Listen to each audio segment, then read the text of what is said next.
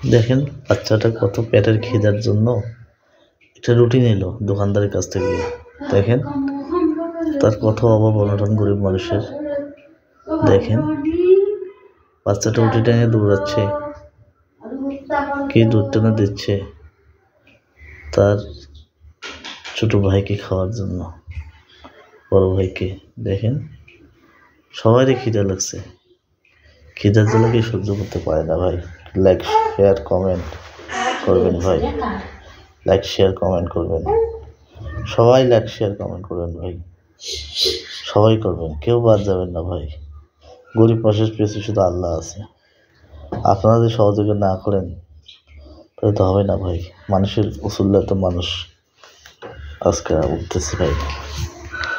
সবাই সবাই করবেন ভাই, সবাই করবেন, কেউ বাদ যাবেন না ভাই। শেয়ার কমেন্ট করবেন ভাইয়া।